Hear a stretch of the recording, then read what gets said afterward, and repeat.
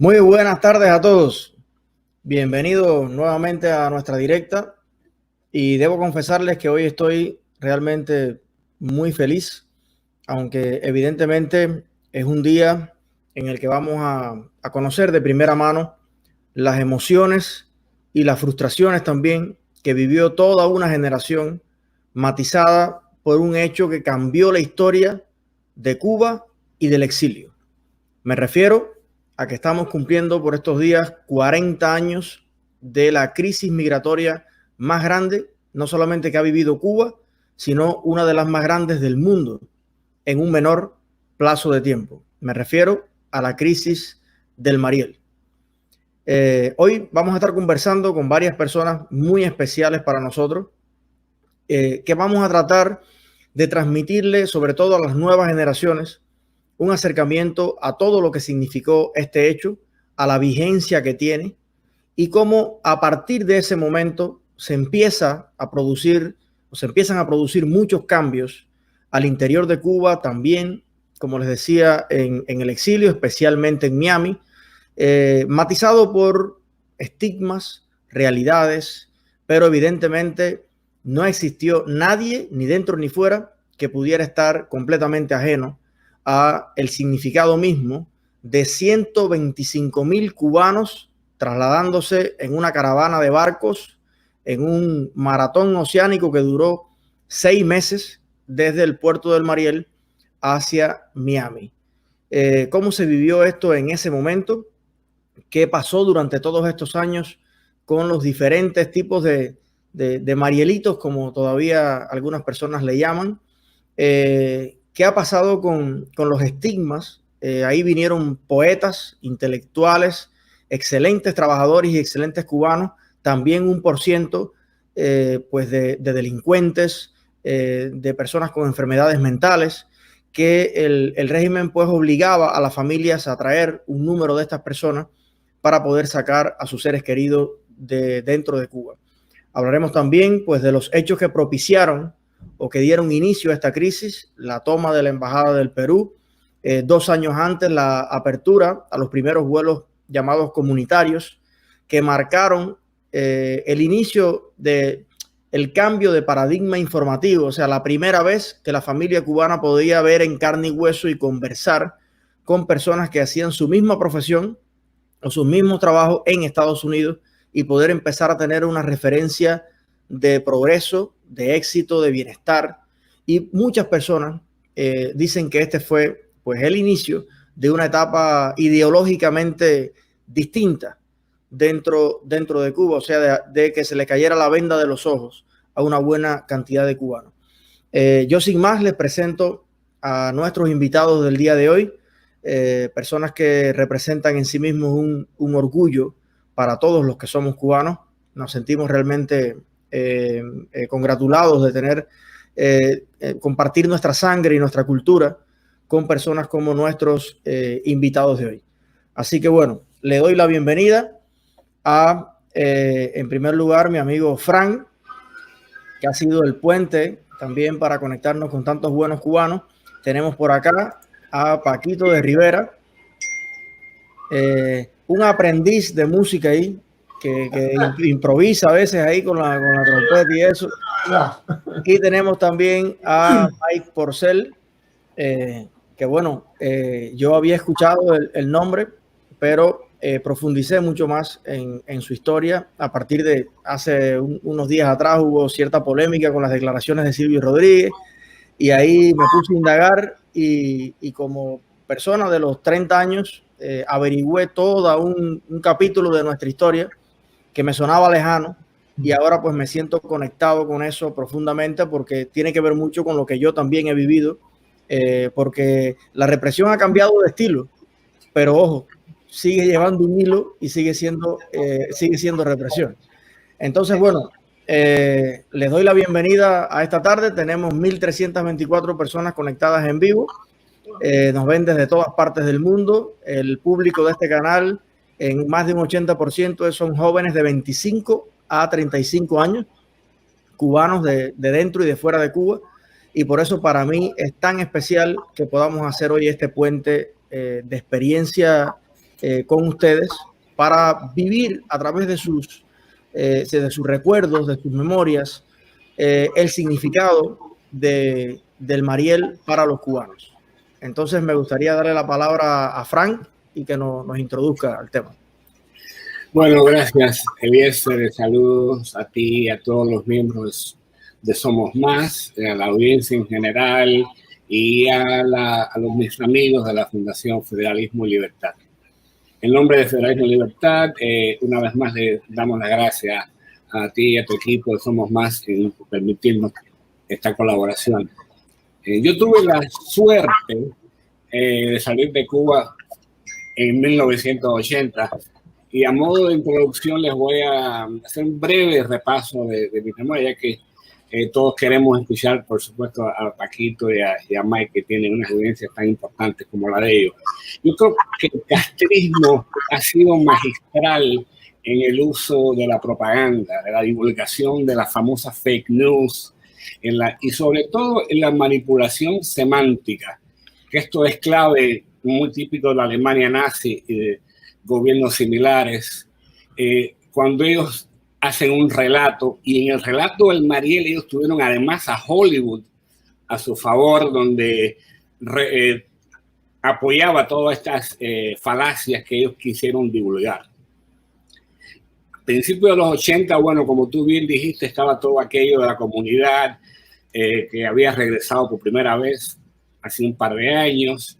Y en Cuba no existía oposición, todo aquel que discrepase de la oposición de la línea del sistema era considerado un gusano o contrarrevolucionario, como si revolución fuera en sí mismo algo digno y patriótico. Además, yo creo, y la semántica, repito, por ejemplo, en Cuba no había desempleados, había disponibles. Cuando te despedían del trabajo, no te despedían, tú quedabas excedente. Inclusive si alguien criticaba el sistema, la gente decía, no, ese está hablando mierda. Así que la gente se autocensuraba con todo, y era parte de todo aquel manejo que hacía sobre nosotros aquel sistema. Pero curiosamente, en este momento del Mariel, en este momento del principio del 80, hay algo que rompe con todo, que es la irrupción de un grupo de gente en la Embajada de Perú a principios de abril del 80, donde automáticamente el ser aquel omnipresente, baboso, reticente de comandante, echa un discurso y dice que no habrían falta de necesidad, que Cuba era el país más libre de la Vía Láctea, ni siquiera del planeta, y que no hacían falta guardias en las embajadas. Y levantó la guardia de la Embajada del Perú y en unas horas más de 10.000 personas se asilaron en la embajada, entraron a la Embajada de Perú. Personas sencillas, vecinos de Miramar, familias, matrimonios, jóvenes, profesionales, clase media, gente más humilde, pero en sí un buen cuadro de que era la sociedad cubana del momento. Pero aquello había que, fue de tal impacto que automáticamente el sistema maquiavélicamente tuvo que tergiversar a todo aquello. Y comenzaron a instar a la gente a ir frente a la embajada, a protestar. Automáticamente aquella gente que estaban ahí ya ni siquiera eran asilados, se convierten en escoria. El presidente Carter da un discurso, dice que él recibiría con brazos abiertos a todos los cubanos que vinieran desde Cuba en este momento, y muchos familiares de Miami fueron a La Habana, allá a Cuba, a buscar a sus familiares. A estos familiares les exigen que, como parte, para darle a los 3 o 4 parientes que fueron a buscar, que en muchos casos, si ibas a buscar a 10 parientes, te daban 1 o 2, obligaron a que transportase una serie de gente que hasta ese momento eran ya sea elementos desafectos, categoría a la cual yo pertenecía honrosamente, Y de nuevo, aquí cae de nuevo la semántica, que se vaya a la escoria, a Carter Tarrú, llévate a los de la Embajada del Perú.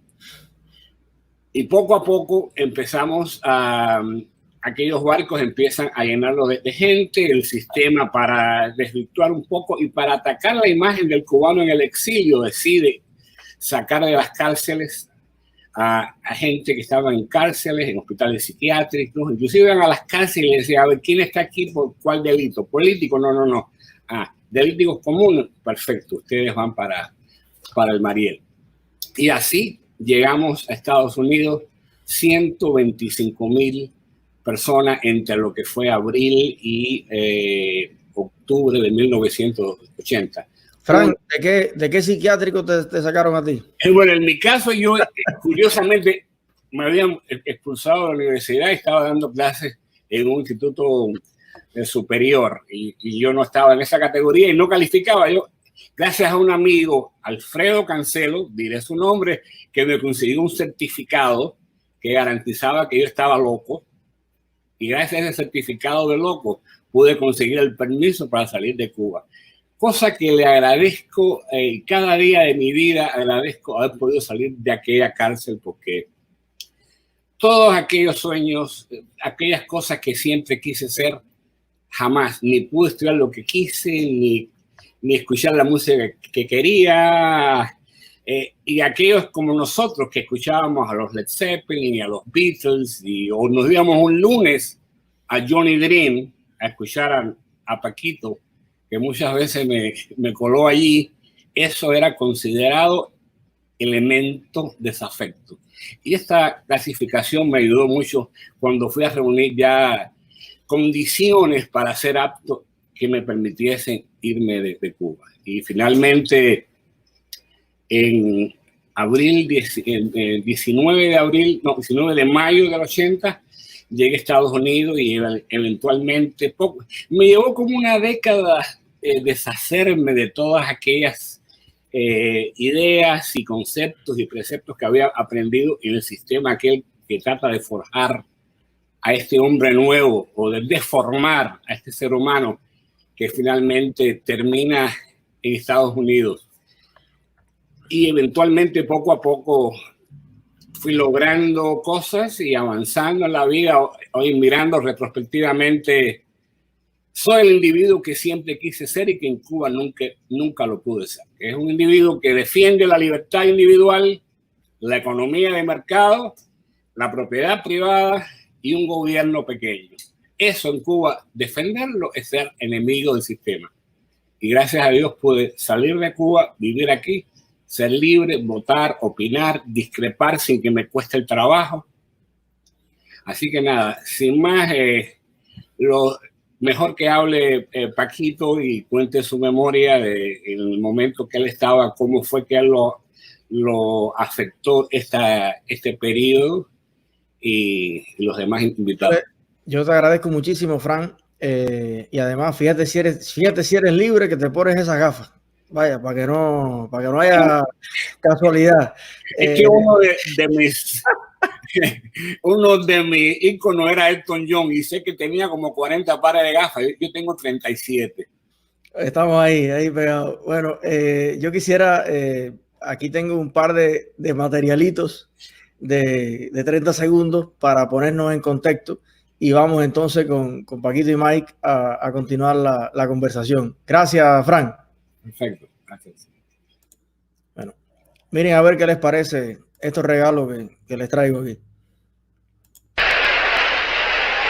Quien no tenga genes revolucionarios, quien no tenga sangre revolucionaria, quien no tenga una mente que se adapte a la idea de una revolución, quien no tenga un corazón que se adapte al esfuerzo y al heroísmo de una revolución, no los queremos, no los necesitamos.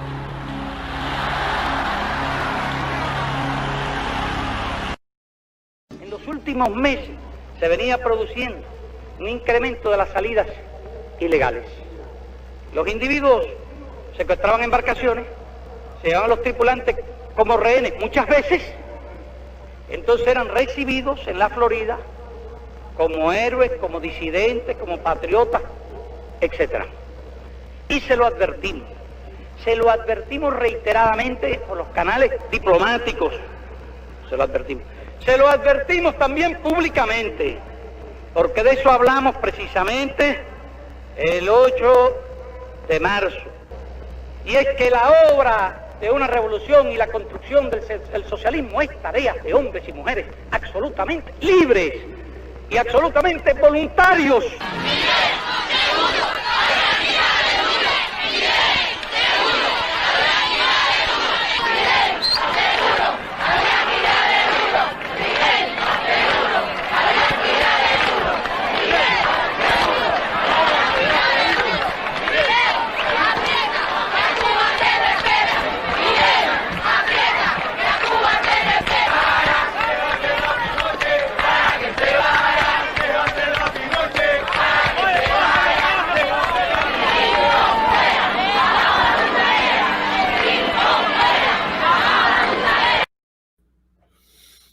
Bueno, son imágenes que nos recuerdan lo que fue capaz de lograr esta diabólica empatía entre Fidel Castro y sin duda alguna buena parte de la sociedad cubana que respaldó muchos de los peores crímenes y escenarios violentos que vivió nuestra sociedad. A menudo se habla muchísimo de la responsabilidad que tienen los líderes de la dictadura y claro que todos compartimos eso. Pero yo creo que también es bueno y es sano para la nación hablar de la responsabilidad que compartimos todos. Porque no lo hicieron solos. Lo hicieron con millones de personas aplaudiendo desde los fusilamientos en los 60 hasta toda una serie de hechos, actos de repudio, expulsiones, agresiones a todo el que pensaba diferente o simplemente quería emigrar por la situación que había en nuestro país. Pero vamos a estar pues conversando un poco más de esto con nuestros invitados y pues me gustaría saludar a Paquito, déjame Mike, y por ahí viene la primera pregunta para ambos. ¿Qué edad tenían? ¿Cómo vivieron estas circunstancias de aquella crisis? Paquito primero. Paquito tiene el micrófono. Ya. Okay. Yo mi edad no te lo voy a decir así como así. Yo saco cuenta. Bueno, yo nací en el 48, así que te podrás imaginar, tenía 30 y tantos años. Es difícil, no sé por dónde empezar por esto. Yo había acabado de regresar de un viaje a Angola. Mira qué cosa curiosa esta. Estábamos con iraqueses en Angola. Nos habían enviado allá sin decir para dónde íbamos. Claro, todo el mundo sabía para dónde íbamos. ¿Y quién le pone el cascabel al gato? Como tú dijiste, muchos tuvieron que apoyar aquello de una forma u otra sin tener absolutamente ninguna opción, aunque algunos se negaron. Pero bueno, este no es el caso.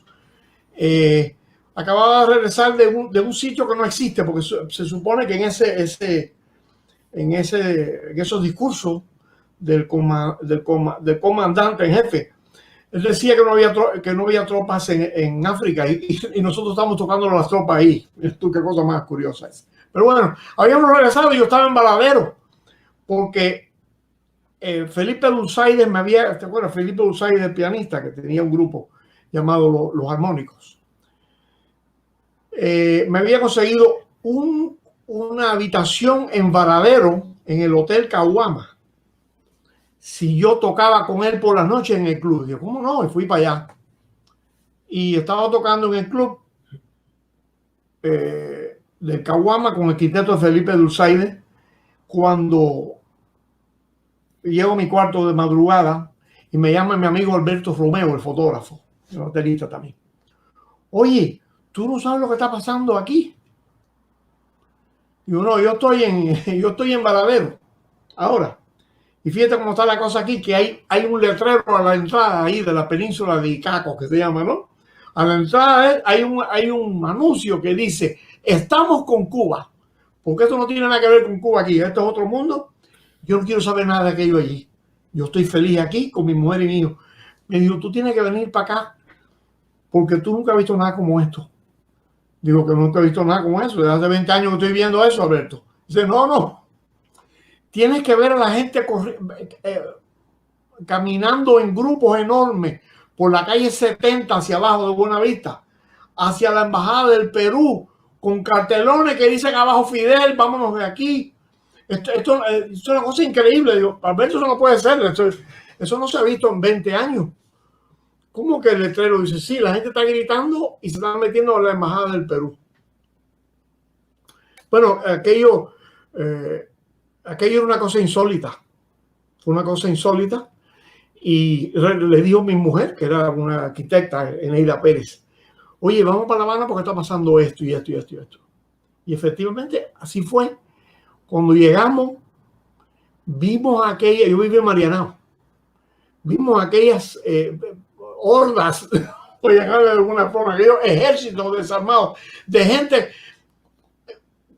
corriendo en grupos por la calle 70 hacia abajo, gritando improperios y insultos contra los comunistas y saltando la vela de la embajada del Perú.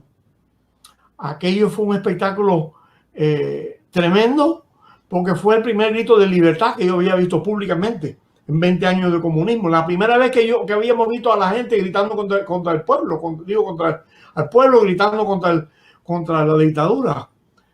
Y bueno, más temprano que tarde empezaron a aparecer cosas que en Cuba no se veía hacía 20 años.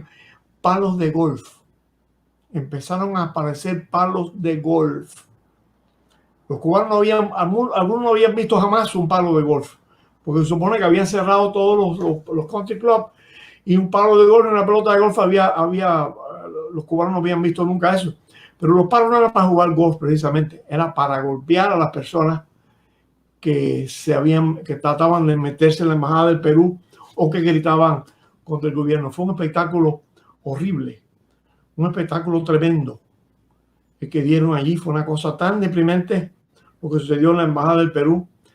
Yo me acuerdo que yo iba con Carlitos Puerto, el bajista, que ahora vive en Finlandia. Y Carlitos Puerto iba conmigo en el automóvil y veíamos a la gente como merodeando alrededor de la embajada del Perú, alrededor de aquella zona de Miramar, y gente golpeada que le habían dado con los palos de golf, gente que le habían tirado mierda y huevos y cosas, ¿no? Yo me acuerdo que yo le dije a Carlito Puerto, Carlito, yo no me voy a morir en el país este. Yo no aguanto esto más. Yo no aguanto esto más. Esto es una cosa bochornosa y esto es muy triste. Mira cómo están maltratando a la gente, además porque quieren irse. Esto, yo no puedo aguantar esto más. ¿Y cómo tú vas a hacer? Y yo no le contesté porque ahí saber te puede llevar a la cárcel. En esos días, después de 3 meses que los instrumentos de los iraquíes habían estado rotos, nos habían avisado que había un viaje a Suecia, vía España. Y así fue. Agarré aquel viaje para España y me asilé ahí. Recuerdo que la persona que me convenció para agarrar ese vuelo fue un actor que Mike lo conoce muy bien y Frank también, que fue Marcos Miranda. Marcos Miranda fue un amigo muy querido y parece que mi mujer le comentó algo a él y a Norma Rojas, su esposa. Y Marco me llamó y me dijo, espérame que tengo que hablar contigo. Y vino a mi casa y me dijo, no se te ocurra a ti decirle a esta gente que tú te vas a ir porque no te van a dejar ir y se van a vengar de todas las burlas que tú le has hecho. Mike sabe lo burlón que yo fui toda mi vida.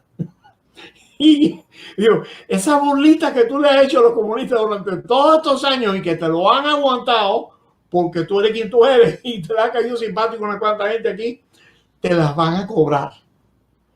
Y digo, bueno, y Marco, ¿qué tú quieres que yo haga? Yo no quiero vivir aquí más.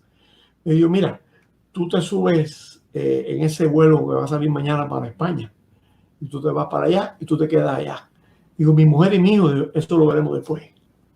Bueno, lo de veremos después fue 10 años después.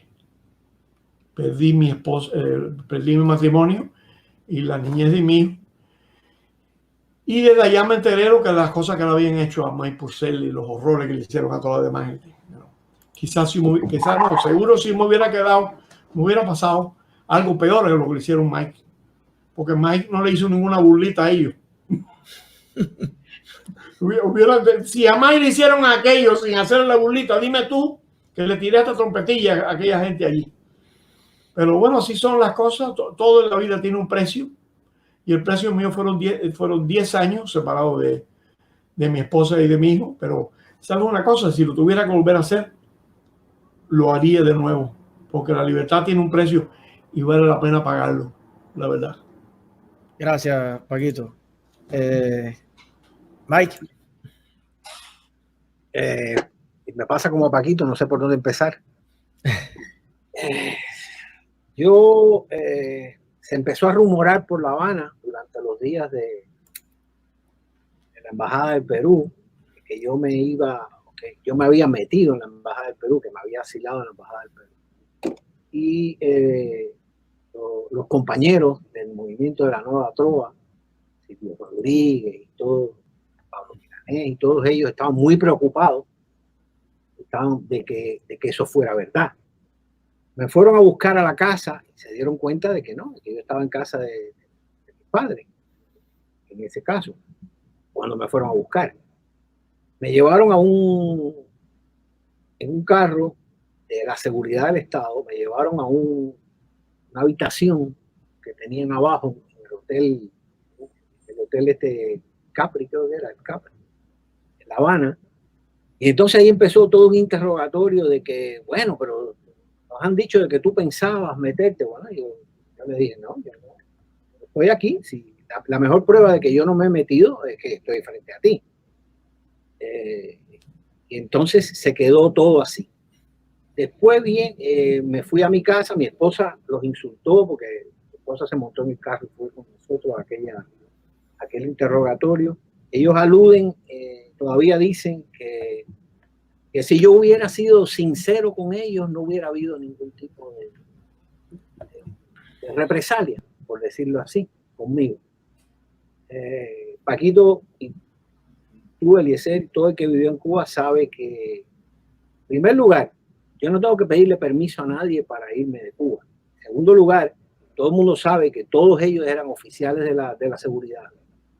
Decirles a ellos, no, mira, yo no, esto que decía Paquito, yo no quiero seguir viviendo en este país, yo no me quiero morir en este país, lo hubieran hecho, ahí mismo hubiera ido directamente para preso. Entonces yo no lo hice, sencillamente le dije, no, yo no me he metido en la Embajada del Perú, yo estoy aquí. Vino Mariel a los pocos días, 2 semanas o algo así, y mi familia mandó varias, no una, varias embarcaciones para recogernos a mí, a mis padres, a mis hermanos. Y ahí empieza la historia. A mí me vinieron a buscar, la seguridad del Estado, me llevaron a un lugar tenebroso que se llamaba Círculo Social Obrero Abreu Fontán, que es donde reunían a toda la gente. Y ahí estuvimos cerca de 7, 8 horas, casi como a las 2 de la madrugada, por los altoparlantes, llamaron Mike Purcell, que se presente en la oficina tal. Entonces, y eso ya me olía mal. Cuando fui a la oficina, había como 5 oficiales de la seguridad de inmigración y empezaron a insultarme, a decirme, tú no te vas a ir de aquí, más nunca. Nosotros, puedes estar seguro de que te vas a morir aquí, te vamos a meter preso, no sé.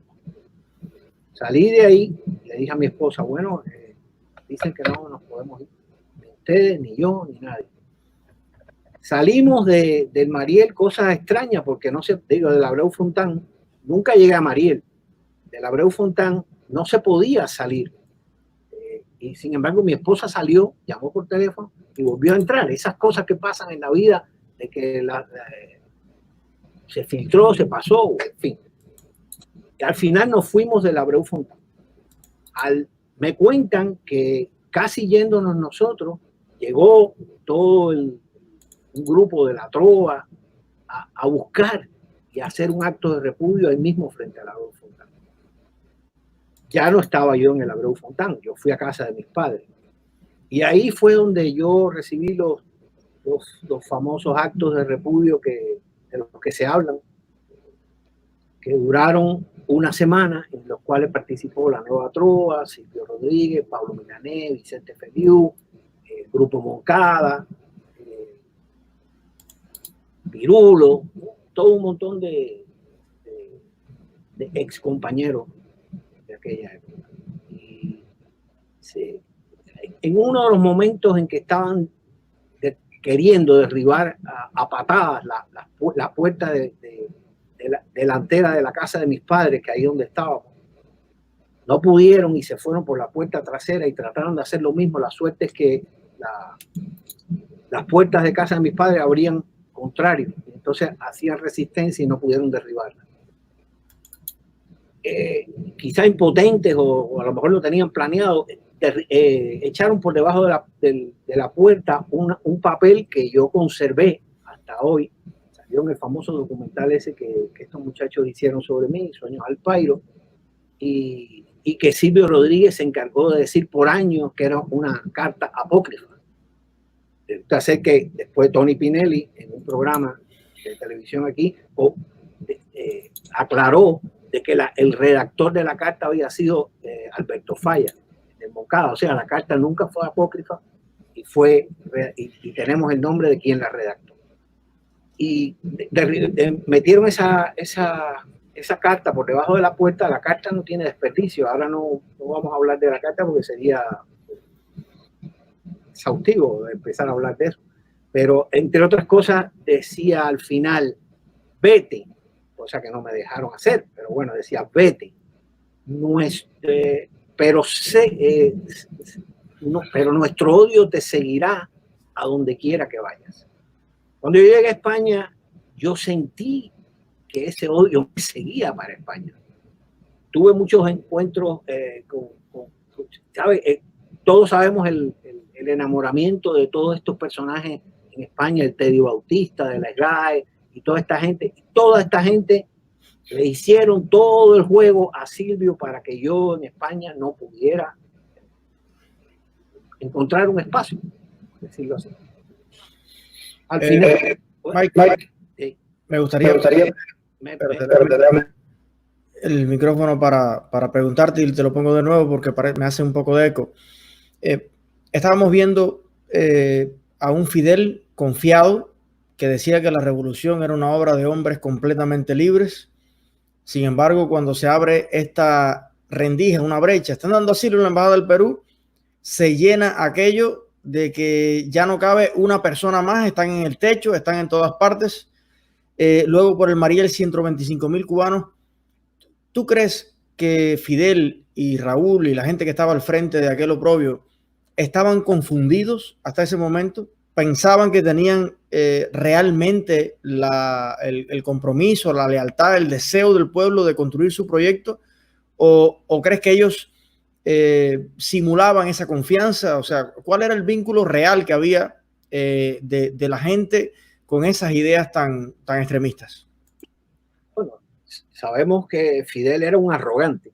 Entonces, en esa arrogancia se movían todos los acólitos estos que estaban alrededor de ellos, y ellos sabían que eso era así, pero lo que no se imaginaron era que se podía, como dice, virar la tortilla de pronto así, tan rápido. Yo pienso que la arrogancia de ellos fue lo que los sorprendió en ese momento. Y entonces, claro, ¿cómo actuaron ellos? Violentamente, porque así es como actúan ellos. Aquí, allí, en Rusia, en China, donde quiera que estén los comunistas, así es su forma de actuar. Violentamente, y eso fue lo que hicieron. Pero me gustaría preguntarle a los dos, cuando vemos un pueblo que antes del 59 era receptor de migrantes, que iban belgas, americanos, chinos, japoneses a poner negocios en Cuba, un pueblo que era bastante, a pesar de las dificultades, un pueblo bailador, no solamente en los clubes de La Habana, mis abuelos me enseñan sus fotos de los bohíos con un gallo fino en la mano, pero tenían su guitarra y era un pueblo pues que compartía, que se ponía bravo si tú le visitabas la casa y no cogías una yuca y un trozo de carne de puerco con la mano, era casi que una ofensa. Siempre fuimos un pueblo bien llevado en ese sentido. ¿Cómo ustedes sintieron mirar a las personas con esa actitud tan agresiva hacia otros ciudadanos? Esa metamorfosis que convierte, recuerda que el Che decía que en el capitalismo convertía al hombre en una fiera sedienta de sangre, pero la fiera sedienta de sangre la estábamos viendo como resultado del comunismo, más bien. ¿Qué sentían ustedes en ese momento hacia esa masa enardecida? ¿Se sintieron decepcionados alguna vez de los cubanos, del pueblo en general? Yo pienso que siempre digo que ese sistema saca lo peor del ser humano afuera. Y por eso es que yo tiendo a no culpar a los que hicieron esto o lo otro, porque es que te hacen hacer todo eso.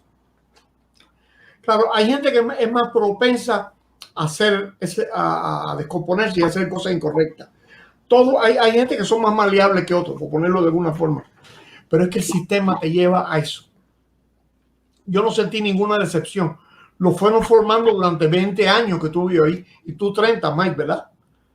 Sí, yo tuve 10 años más. Y tú tuviste 10 años más. Eso, y cada vez se pone peor. Con excepciones, por supuesto. Hay gente que viene de allá que tú necesitas inclusive un traductor para saber lo que están hablando, chico. Y dice, pero ¿qué dijo el hombre este?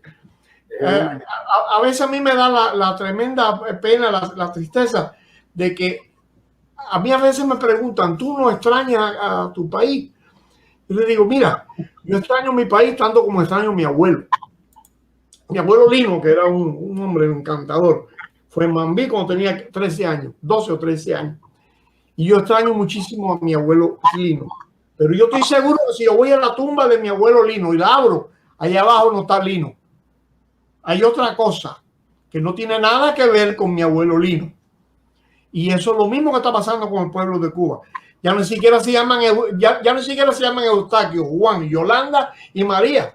Ahora se llaman Yulisleskis, Avisnulbis, tiene nombres que suenan como enfermedades o medicina para la garganta, chicos. O sea, han convertido mi país en otra cosa, un fenómeno raro y que yo no sé si podemos, si alguna vez nuestro país logra ser un país libre, si vamos a lograr adaptarnos a aquel país. Oye, me recordaste a lo que he visto acá como el viejo exilio con el nuevo exilio. Hay muchachos de mi edad que me dicen, hermano, te voy a ser franco. Yo aprecio mucho tu pasión por la libertad de Cuba y todo eso. Yo no quiero saber nada de Cuba. El único recuerdo que yo tengo de Cuba es hambre, no tener zapatos, vecinos chismosos metidos en lo que no le importa, la chivatería. Hermano, yo no tengo un recuerdo de verdad. Sin embargo, cuando hablo con los viejos, me refiero a gente que llegaron aquí en los 60 y qué sé yo, gente que nunca se hicieron ciudadanos, muchos de ellos por una cuestión de que pensaban que era como traicionar a la cosa, que tú le enseñas una palma real, un escudo o una bandera y se tiran de rodillas y lloran cuando tú le hablas de Cuba. Entonces tú dices, ¿por qué si esta persona tiene un recuerdo de hace 60 años y este otro vino ayer? ¿Por qué está más viva la pasión por Cuba en el de 60 años? Y creo que es por lo que tú estás diciendo. Ellos conocieron otra Cuba, una Cuba próspera, una Cuba llena de productos, con 20 problemas también, pero una Cuba que tenía una identidad, que la gente se vestía de su guayabera, se ponía su ropa, que las damas eran elegantes, que había mucha belleza y elegancia dentro de Cuba, pero sobre todo había una vida cubana. Ahora es una vida importada de Ecuador, de China, de todos lados, pero ahora voy entendiendo por qué son dos recuerdos diferentes. ¿Cuál es la Cuba? ¿Cuál sería entonces la Cuba real, la que existe, la que añoran nuestros ancianos o de la que hablan los jóvenes? No, la que hablan los viejos ya no existe. Esa Cuba ya no existe. Esa Cuba desapareció y no vuelve a ser más nunca. Nada vuelve a ser como era. La Cuba nueva es, yo entiendo a esos jóvenes porque a mí me pasa algo muy similar. Cuando me dicen, pues, no quisiera ir a dar un concierto a Cuba. Y yo racionalmente digo, realmente mucha gente no tuvo la culpa de todo lo que me pasó a mí. Me gustaría hacer un concierto. Pero yo por principios no puedo ir a Cuba. Sencillamente no voy. Sencillamente no puedo ir. Ofrézcame lo que me ofrezca. Pero lo que sea. Y entonces, yo me imagino que en esos jóvenes está lo mismo. O sea, si yo sufrí 10 años, ese acoso, ser un paria durante 10 años en tu propio país, eso es increíble. Esos jóvenes han sufrido lo mismo desde la escuela.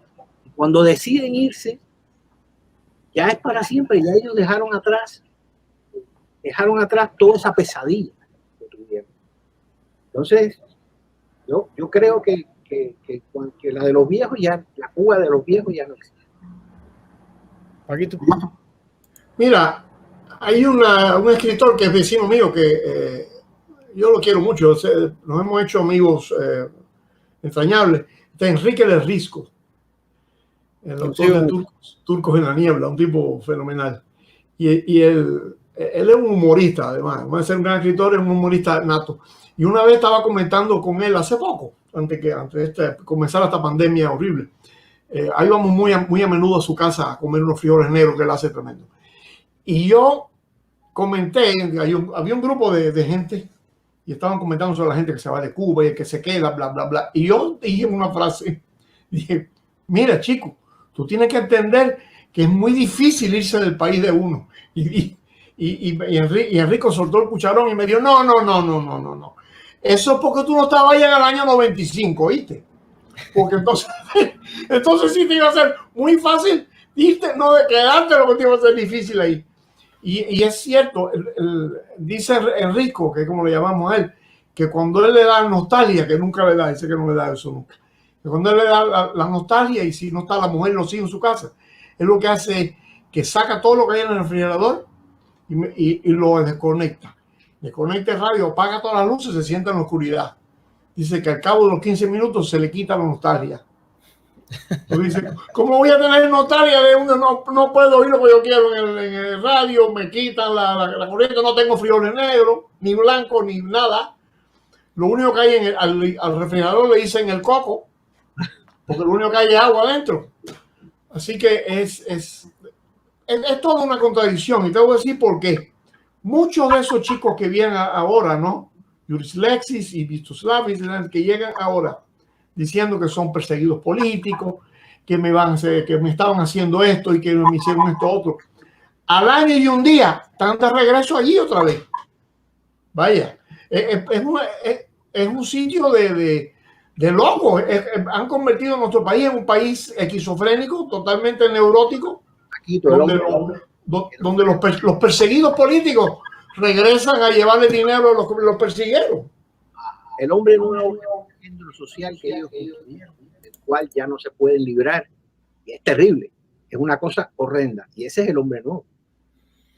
Ahora, cuando yo analizo lo que pasó también en Europa del Este, ustedes a lo mejor han visitado algunos de estos países, te narran lo mismo. Yo conversé con Les Wałęsa, conversé con varios de los intelectuales que hicieron el cambio en República Checa y ellos te lo cuentan porque cada cual cuenta lo que vivió en su país, pero los cubanos estábamos aburridos oyendo el cuento porque lo que te estaban narrando era exactamente lo mismo, las colas, la chivatería, la desconfianza, el hermano fajado con el hermano, el padre que no le hablaba al otro. Sin embargo, en cada una de esas sociedades, por aquí tengo los números del PIB, a partir del 90 hicieron así, y aquello fue un mejoramiento constante en lo económico que se fue traduciendo en un rescate de valores, porque en una economía de mercado, yo no te pongo a ser el contador de mi negocio porque el partido te recomienda. Yo tengo que comprobar que de verdad tú eres una persona honesta, que eres una persona seria, que eres una persona leal. Entonces, el mercado vuelve a poner sobre la mesa la necesidad de los valores, porque antes era por asignación, ahora hay que competir. ¿Quién gana el puesto en un mercado privado? Bueno, el que más capacitado esté. Entonces empieza como desde la economía una recuperación social también. a mi juicio. Ahí va la próxima pregunta que me gustaría conocer su criterio. En el caso de Cuba particularmente, yo soy un convencido de que Cuba, aún con todo este deterioro, con una democracia y una pluralidad y un respeto y un Estado de Derecho, pudiera volver a ser un país exitoso. Desde el punto de vista de ustedes, ¿es más difícil esto en Cuba que en otros países de Europa del Este? ¿Es más fácil porque estamos cerca de los Estados Unidos y hay un referente de éxito y de trabajo? Porque también la emigración, 3 millones de cubanos viviendo en democracia y con experiencias de negocios y demás pueden acelerar la economía. ¿Cómo ven ustedes un proceso de recuperación nacional? Dime, Mike. Yo creo que con una democracia costaría trabajo, porque la gente está acostumbrada a un ocio permanente, a no tener nada que hacer, a la falta de calidad, a la falta de seriedad. Pero sí creo que con una democracia pasaría algo muy similar a lo que pasó en Europa del Este. El cubano en sí es emprendedor, es ingenioso, es creativo, es trabajador. Y la gente se daría cuenta de que, o sea, para yo tener esto necesito hacer el sacrificio de trabajar. Necesito tener disciplina, necesito ser serio. Y sí pienso que esa sería la solución de Cuba. Paco. Eso es, indefectiblemente, es como tú dices, el factor, como siempre, para variar, como decía mi papá, para variar, el factor económico es el que lo decide todo. Hay ahora que tú hablaste de Checoslovaquia, un país que yo amo y nada más que he podido estar una sola vez en mi vida. Praga era la ciudad favorita de Mozart. Pero bueno, en Checoslovaquia yo estuve cuando se cayó el muro. Acabadito de caerse el muro, hicimos una gira por esos países con Dizzy Gillespie. Y vimos que enseguida, claro, ellos son europeos y eso es una gran diferencia. Pero bueno, lo que quería decirte es que esta gente, donde quiera que llegan, no crece más la hierba. Y si usted quiere ver, hay dos escritores que yo cito en para dar estos ejemplos. Uno es Milán Kundera. Hay un libro de él que se llama La Broma, que es la historia de una checa que regresa allá después de años que se exilió en Alemania y que entonces regresa allá. Y yo tuve una vez la ilusión, a mí me gusta escribir, yo tenía la ilusión de escribir un libro que fuera, inclusive en el mismo orden, escribir La Broma, pero en cubano.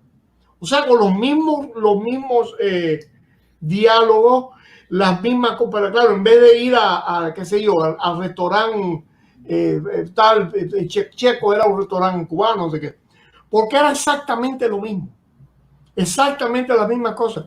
Y al final del libro, es como lo que narra Kundera en el libro, es como al caerse el comunismo, va desapareciendo toda esa cosa horrible que ellos fundaron, y lo que lo arregla es el factor económico. Dice, como decimos en Cuba, o te pones para tu número o te mueres de hambre. Es muy sencillo eso.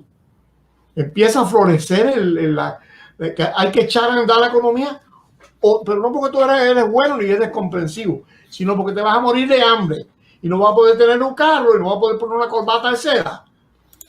No hay que hacer trabajo político ideológico con nadie. Ya, es muy sencillo.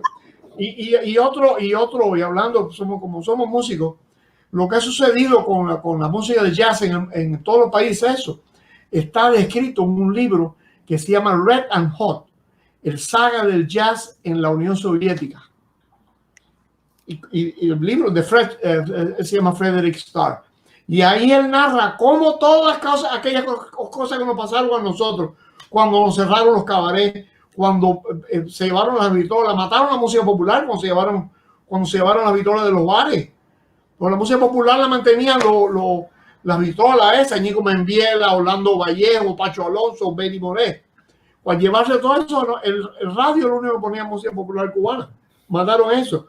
Y eso mismo pasó en China con Mao. pasó en Checoslovaquia y pasó en Hungría y en Rusia y en todos lados, hasta que se fueron ellos. Cuando se fueron ellos, se acabó el problema. Se fue el comandante y mandó a dar. La fórmula es la misma. Y ellos la aplican, vuelven a fracasar y todavía hay tontos útiles en el mundo que se vuelven a tragar el cuento y quieren imponerlo. Pero lo que en España, si no se ponen para el número, España, ese es un sueño desde la guerra civil, que España sea comunista. Eso sí. Ya lo tienen allá arriba. La gente no aprende, entonces lo único que hacen es cambiarle el nombre o agregarle una coletilla. Y nadie aprende de la experiencia tuya ni mía, que es lo triste. Nadie aprende. Te oyen el cuento y dicen, oh, qué triste, pobre, Mike Porcel, Paquito. Hasta que no les toca a ellos, y cuando les toca a ellos es muy tarde ya, porque nosotros lo sabemos, que librarse de ellos después es muy difícil. Mira, a Venezuela, a los venezolanos se lo dijimos, oye, no, mira, te decía, pusieron bien arrogantes los venezolanos. La cosa es de ellos, es un momento. Esto no es Cuba, esto es Venezuela. Concha le vale, esto es Venezuela. Nosotros lo ponemos y si no nos gusta lo quitamos. Dios, claro, of course. Ahí está. Bueno, y en Chile ahora quieren cambiar la constitución también por la fuerza, quemando metro, acabando con el transporte. En Argentina han vuelto los ladrones más grandes, Alibaba y los 40 ladrones, que la Kirchner y familia han vuelto al poder. Y ahí va. Exacto, ahí va la próxima pregunta, porque yo siempre he creído que todos estos sistemas, contrario a lo que muchos piensan, la gente cree que los sistemas están ahí únicamente por la fuerza. Y yo creo que no. La fuerza es lo de menos. ¿Cuándo han sacado los antimotines en Cuba en 60 años? O sea, yo creo que hay un componente psicológico, hay un componente doctrinal y un componente de educación. Y la gente asocia la palabra educación al bien. No. Un Rottweiler o un Pitbull educado para matar, mata. Y es educación. Educación es entrenamiento en algo. Y esa gente logran crear un sistema desde que cogen al niño, yo quiero ser como el Che, y al otro tal, y al otro, y al otro, y al otro, y al otro. Y cuando vienes a ver, realmente tienen un pueblo adoctrinado en eso. Y ahí viene la próxima pregunta. ¿Qué rol, se me quedó Mike, a ver si se refresca, o se le agotó la batería? Ahí está volviendo. Paquito, ¿qué rol a tu juicio tiene lo que está pasando en este momento con todo el tema de los influencers? Ahora tenemos acá 3.184 personas conectadas en vivo. Al final del día, más de 30.000 personas van a ver este video, sobre todo jóvenes cubanos. ¿Qué rol tú le darías a la información en este proceso de desintoxicación comunista? Mira, dicen que una imagen vale más que 1000 palabras, ¿no? Ahora tienen las imágenes por todos lados y siguen ellos allí. Es un poco difícil opinar cuando no hemos visto resultados. Por supuesto que sí ha habido influencia, la imagen ha influido, la comunicación ha influido, ellos le tienen terror a la comunicación y por eso es que en China tienen bloqueado el internet. Y en países así, y en Corea del Norte que ni siquiera lo tienen, para no tener que ni bloquearlo, lo tienen. Pero fíjate que hay cosas que han cambiado, aunque no lo hayamos percibido. Por ejemplo, antes teníamos un grupo de la Nueva Trova haciéndole un acto de repudio a Mike Porcel, y hoy tenemos a un movimiento San Isidro, que son artistas cubanos de la plástica, de la trova, del rap, que lo que están es oponiéndose al sistema. Y que todos los días se lo llevan preso, todos los días le meten 3.000 pesos de multa, todos los días. Entonces estamos viendo cada vez más personas desde Cuba expresándose, denunciando al sistema, poniendo su... Antes era, con una papa caliente estoy con Fidel. Y ahora está diciendo mucha gente, Díaz-Canel mira, no tengo papas. Entonces, claro, no se ha dado el cambio de régimen, pero yo creo que está ocurriendo algo dentro de la gente que puede ser el inicio o se está dando, se está gestando ese cambio, pero primero desde lo individual. Como siempre, el individuo es la base de la sociedad. Sin el indio, sin el primero, no puede haber mucho. Y yo pienso que sí que está pasando muchas cosas. Otra cosa que funciona a favor y en contra es que el individuo es el que la gente pueda viajar, entrar y salir. Pero no hay nadie menos, de la otra parte de la moneda, es que no hay nadie menos libre que un cubano que está viviendo en el exterior autorizado. Le tienen un terror a todo lo que sea esto que tú estás haciendo. Terrible, te dicen, no, sobre todo los músicos. Alma Marina decía, músicos, raza maldita, pero bueno, esa es otra. Tú no sabes quién es Alma Marina, pero Mike Purcell sí, fue una gran soprano cubana, mezzo soprano. Y tú le preguntas a los músicos que ahora pueden vivir hasta en Miami. Hay algunos que viven hasta en Miami y todo. Eso no se había visto antes. Pero tienen un terror tremendo a hablar y ya creen que no, yo soy libre, ahora yo puedo entrar y salir. Y yo pienso que la libertad es poder entrar y salir. No, la libertad es poder entrar y salir sin tener que darle ninguna información a nadie. Sin tener que decirle cuándo entro ni cuándo salgo, y cuando entro hacer lo que yo quiera. Sí, tú no tienes libertad, tú tienes una licencia, tú tienes un salvoconducto. Tú tienes un salvoconducto, eso es lo que tú ves, Eliezer, por eso es que Alarcón te tiene tanto miedo a ti. Paquito, mira, yo he hecho seguramente mal, muy mal, pero con la mejor intención. He intentado reproducir un consejo que tú me diste, que hasta a ti se te debe haber olvidado. Cuando yo te conocí y que me hablaste que tomabas leche chiva, ¿te acuerdas que me la recomendaste? Sí.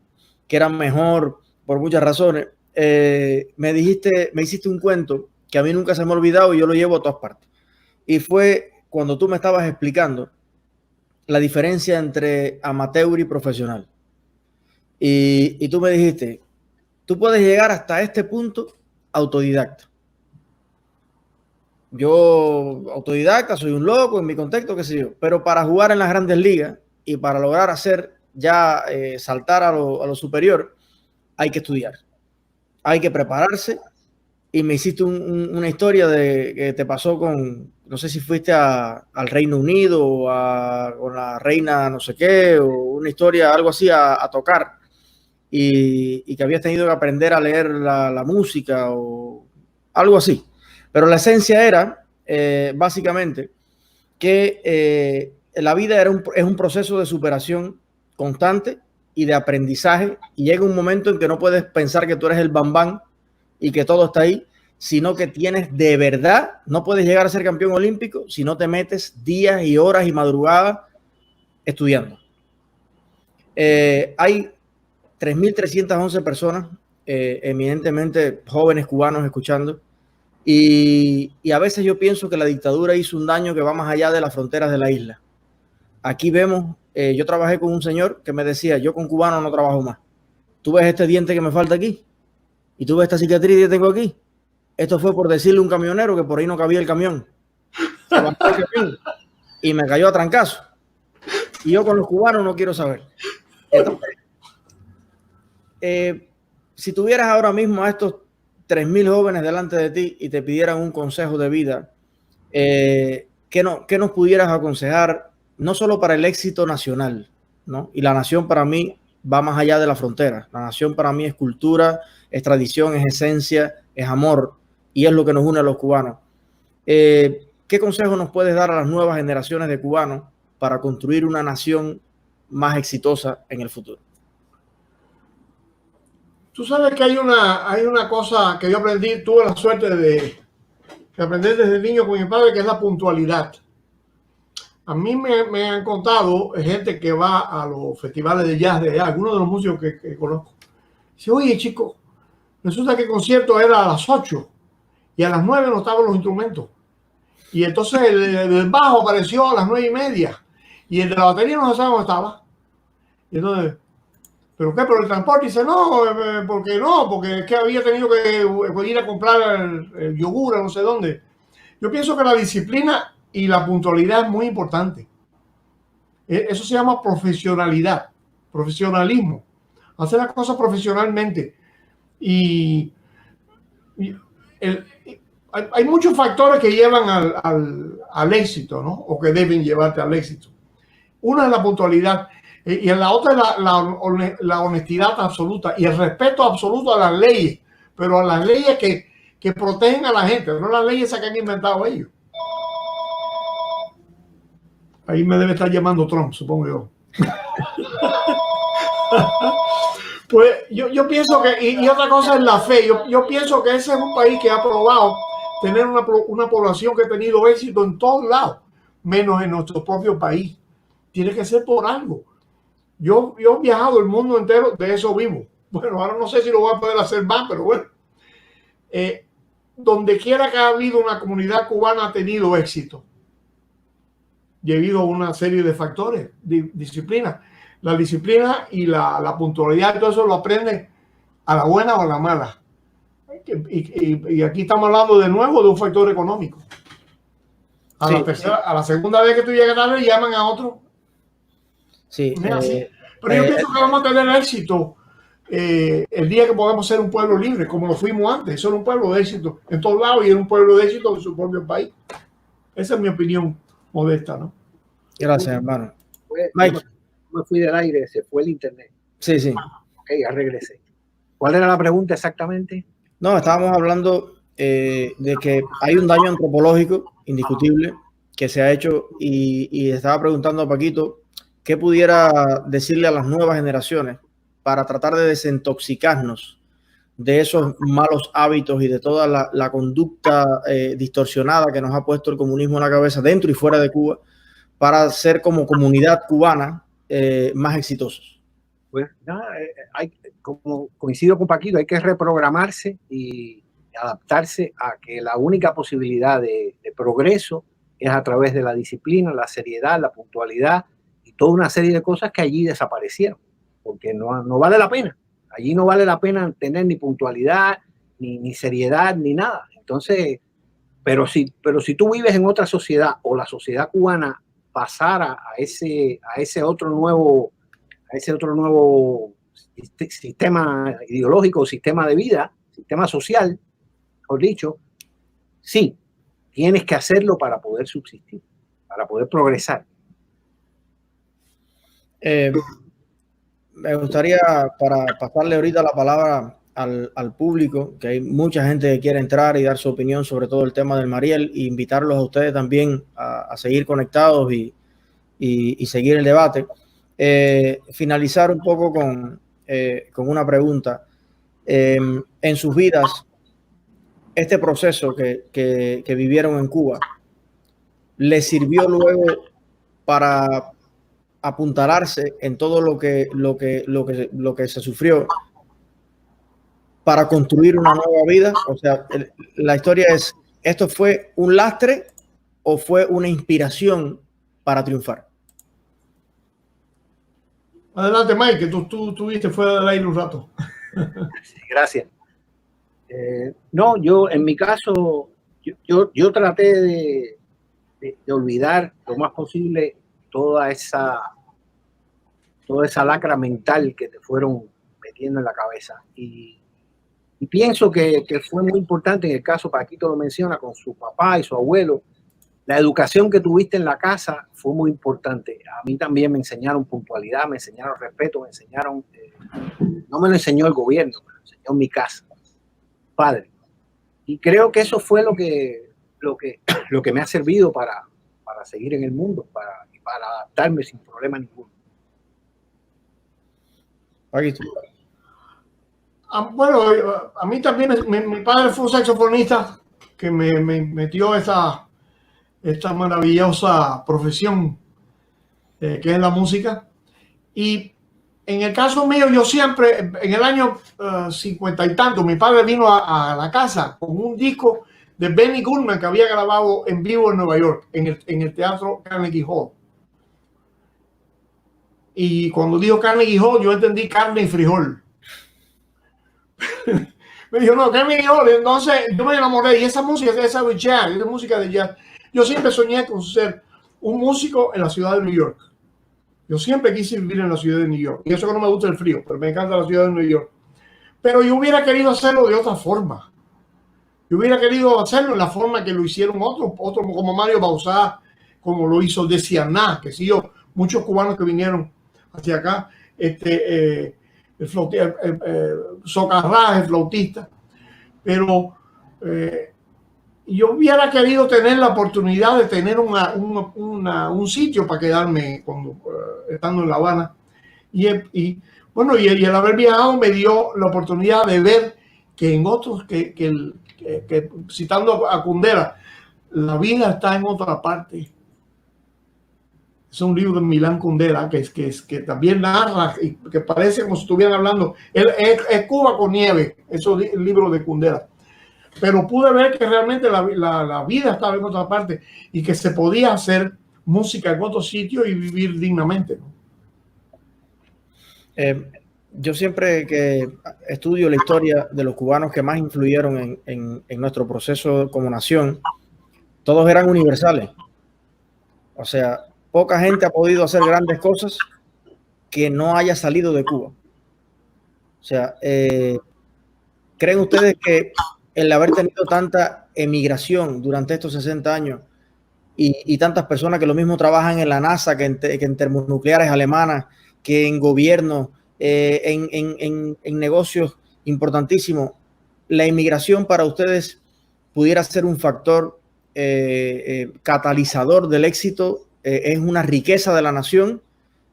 ¿O es algo ya que una vez que se pierde no hay forma de volver a integrarlo al desarrollo de un país? Bueno, tendría que ser nuevas inmigraciones, ¿no? Gente nueva. Yo pienso que cuando Cuba sea un país normal, como le llamó una vez un guitarrista que conocía, una cosa interesante, yo no me acuerdo su nombre, en un festival de guitarras que hubo en Costa Rica. Berta Roja, la guitarrista paraguaya, estaba conversando con un guitarrista cubano.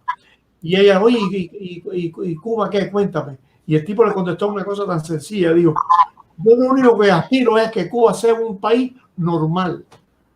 Y Berta le dijo, ¿cómo que normal? Cuba es un país normal. No, mira, un país normal donde haya políticos que roben, gente que venda droga, bandidos.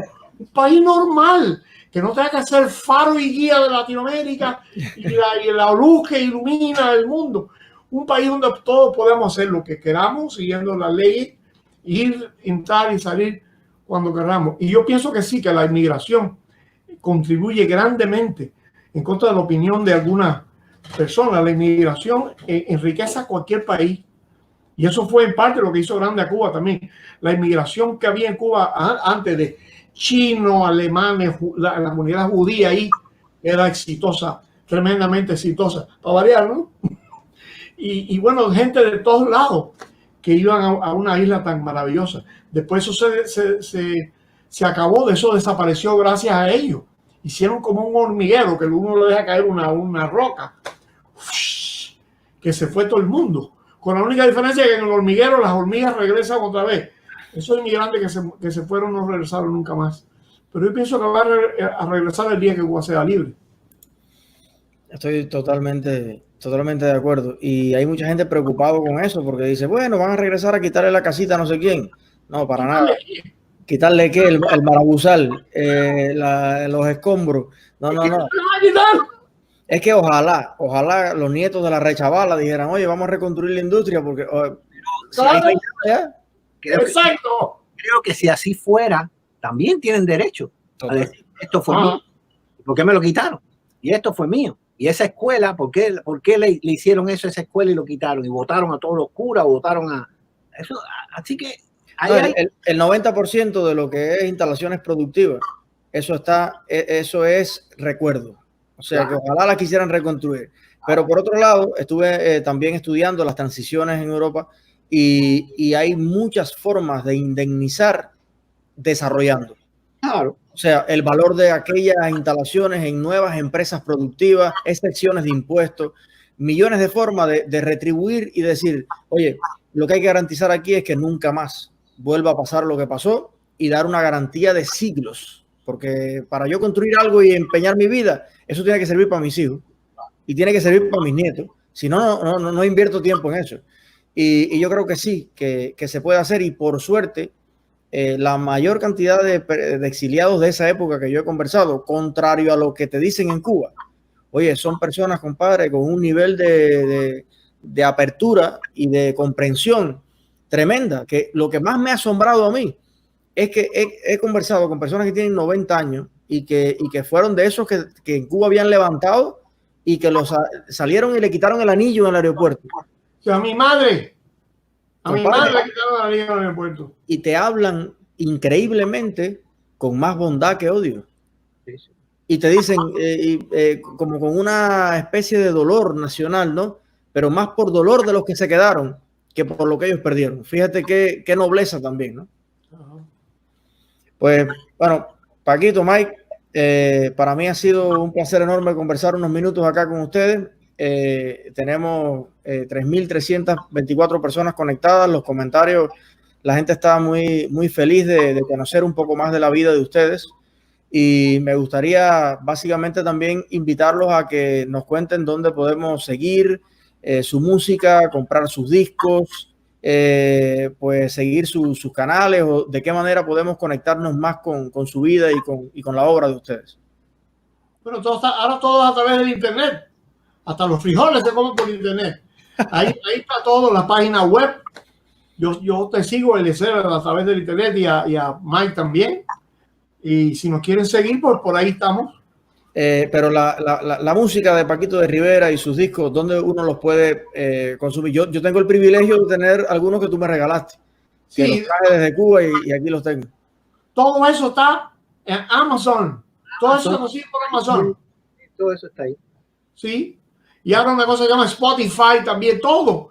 La gente sabe cómo, todo el mundo menos yo sabe cómo buscar esas cosas. La mayoría de los jóvenes no compran discos, lo que compran es el track por track.